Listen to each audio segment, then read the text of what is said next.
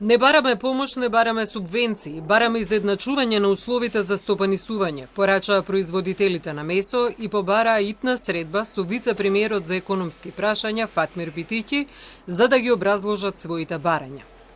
Во спротивно, доколку не се продолжи мерката за укинување на царина при увоз на замрзнато свинско месо, наменето за преработка и исти услови како производителите од соседството и Европа, следува ценовен шок, порачаа тие. Во спротивно, на краток рок, 2 до 3 недели, во зависност од тековните залихи на компаниите, прво следи нов ценовен шок, минимум 20 до 30% зголемување на цените на местните преработки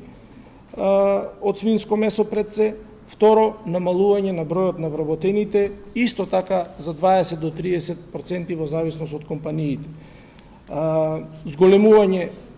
на долг рок ќе следи зголемување на увозот и престанок со работа на некои од месопреработувачките капацитети. За македонската преработувачка индустрија и за конзервирање на месо, важно е да се истакне дека нашите компании имаат ограничен пристап и до странските пазари, рече Ристовски. Според регулативата на Европска унија, а со цел да се заштити заедничкиот европски пазар,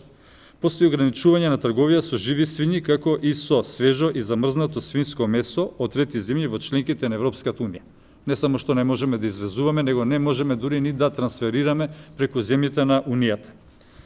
Дополнително, покрај ограничениот пристап до советни количини на суровини и репроматеријали за производство на преработки од свинско месо и количини, што се должи на фактот дека во кланиците не конфекционираат месо и истото нема ист квалитет потребен за изработка на конкретен производ, што ги прави домашните преработувачи увозно зависни. Домашните производители на преработки се соочуваат и со ограничување на пласман на своите производи на странските пазари, соочување со нелојална конкуренција на нерегистрирани производители и компании од странски држави, поточно силна конкуренција од увоз, велат од групацијата на месопреработувачи и месни индустрии.